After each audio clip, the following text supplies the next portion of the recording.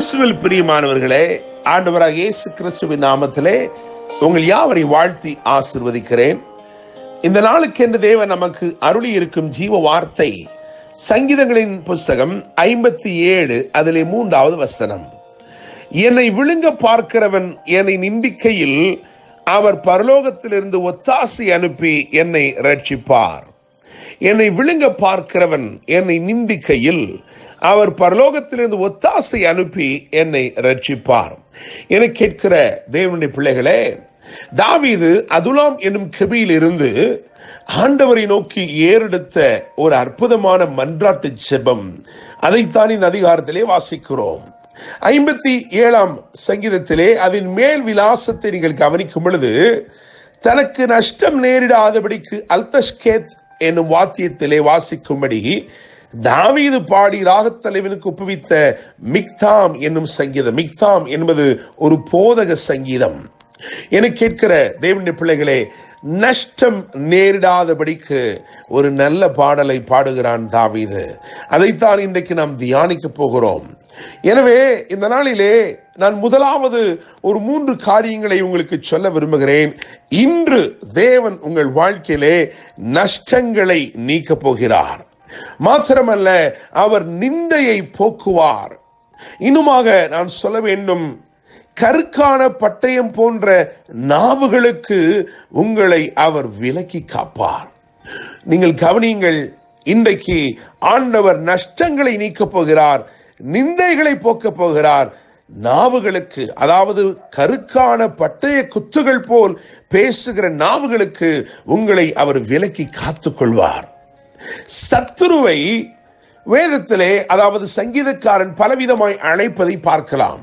8ஆம் சங்கீதத்தை கவனித்து பார்க்கும் பொழுது பகைஞன் என்றும் பழிகாரன் என்றும் அங்கே தாவீது அழைக்கிறார். இந்த இடத்திலே பார்க்கும் பொழுது, இந்த சங்கீதத்தை பொறுத்த வரைக்கும் விழுங்க பார்க்கிறவன், என்னை விழுங்க பார்க்கிறவன் என்று சத்துருவை இங்கே தாவீது வர்ணிக்கிறதை பார்க்கிறோம். விழுங்க பார்க்கிறவன். அவர் சொன்ன அந்த வார்த்தையை புதிய ஏற்பாடும் ஆமோதிக்கிறது. 1 பேதுரு 5ஆம் அதிகாரம் அதில் 8, 9 ஆகிய வசனங்களை வாசித்து பார்க்கும் பொழுது, பிசாசை, எதிராளியான பிசாசானவன் எவனை விழுங்கலாமோ என்று வகை தேடி சுற்றித் திரிகிறான் என்று எழுதியிருக்கிறது. அவன் விழுங்க பார்க்கிறவனாய் இருக்கிறான்.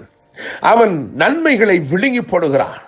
பிசாசானவன் தேவன் உங்கள் வாழ்க்கையில் என்னெல்லாம் கொடுத்திருக்கிறாரோ, உங்களுக்கு அருளப்பட்டவைகள், அந்த நன்மைகளை விழுங்க பார்க்கிறவனாய் இருக்கிறான். புதிய ஏற்பாட்டிலே கவனிக்கிறோம், விதைக்கிறவன் ஒருவன் விதையை அழகாய் தூவுகிறான். அந்த நிலத்திலே அந்த விதை விழுந்து அதை நிலம் அறிந்து கொள்வதற்கு முன்பதாகவே பறவைகள் வந்து அவைகளை விழுங்கி போடுகிறது, பட்சித்து போடுகிறது. என கேட்கிற தேவனுடைய பிள்ளைகளே, அருளப்பட்ட நன்மைகள் ஏராளம்.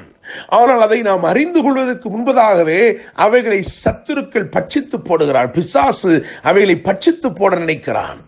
உங்களுக்கு அருளப்பட்டவைகளை பட்சிக்கிறவன், உங்களுக்கு தேவன் எவைகளை எல்லாம் வாக்குப்படி இருக்கிறாரோ அவைகளையும் அவன் விழுங்க பார்க்கிறான். எனவேதான் இங்கே தாவீது சொல்லுகிறார், என்னை விழுங்க பார்க்கிறவன் என்னை நிந்திக்கையில் அவர் பரலோகத்திலிருந்து ஒத்தாசை அனுப்பி என்னை ரட்சிப்பார்.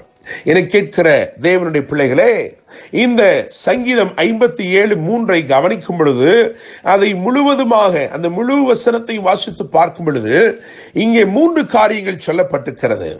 முதலாவது ஒத்தாசை, 2வது கிருபை, 3வது சத்தியம். நான் நம்புகிறேன், விசுவாசிக்கிறேன், இன்றைக்கு தேவன் இந்த 3 காரியங்களையும் உங்கள் வாழ்க்கையிலே அனுப்பி உங்களுடைய நஷ்டங்களை மாற்றப் போகிறார், உங்களுடைய நிந்தையை மாற்றப் போகிறார், நாவுகளின் சவுக்குகளுக்கு உங்களை காப்பாற்றப் போகிறார். என்னை கேட்கும் தேவனுடைய பிள்ளைகளே, ஒத்தாசை, ஒத்தாசை, பரலோக ஒத்தாசை, அது உங்களுக்கு வரும் பொழுது, அது உங்களுக்கு கிடைக்கும் பொழுது, இன்றைக்கு உங்களுக்கு பரிபூர்ண வெற்றி கிடைக்கிறது. எல்லாவற்றிலும் நீங்கள் பரிபூர்ண ஜெயத்தை பெற்றுக் கொள்வீர்கள். இந்த நாளிலே எந்த சூழ்நிலையாய் இருந்தாலும் நீங்கள் நிச்சயமாய் பரிபூர்ண ஜெயத்தை பெறுவீர்கள். எல்லாவற்றின் மேலும் ஆளுகை செய்யும்படிக்கு தேவன் உங்களுக்கு அபிஷேகத்தை அருளி இருக்கிறார். எனவே சகலவற்றையும் கீழ்ப்படுத்திக் கொள்ளும்படிக்கு ஆண்டவர் உங்களுக்கு பரலோகத்திலிருந்து ஒத்தாசை அனுப்புகிறார். எனவே நீங்கள் பரிபூர்ண ஜெயத்தை இந்த நாளிலே பெற்றுக் கொள்வீர்கள். இரண்டாவதாக கிருபை அனுப்பப்படுகிறது. கிருபை நிச்சயமாய் உங்களை உயர்த்தும், நிச்சயமாய் உங்களை மேன்மைப்படுத்தும். தேவனுடைய பிள்ளைகளே, தகுதியே இல்லாதவர்களுக்கு கிடைக்க பெறும் பெரிய வெகுமதி தான் தேவ கிருபை. இந்த கிருபை நிச்சயமாக உங்களை உயர்த்தும், நிச்சயமாக மேன்மைப்படுத்தும். மூன்றாவதாக சத்தியம். இந்த சத்தியம் உங்களை விடுதலையாக்கும், உங்களை நிலைப்படுத்தும். தேவனுடைய பிள்ளைகளே, 3 காரியங்களை பரலோகத்திலிருந்து தேவன் அனுப்புகிறார். ஒன்று ஒத்தாசை, இன்னும் ஒன்று கிருபை, மூன்றாவதாக சத்தியம். தேவன் உங்களுக்கு பரிபூர்ண ஜெயத்தை அருளி, உங்களை உயர்த்தி மேன்மைப்படுத்தி, உங்களை நிலைப்படுத்தி ஆசீர்வதிப்பாராக. என்றும் அன்புடன் pastor Daniel Moses. God bless you.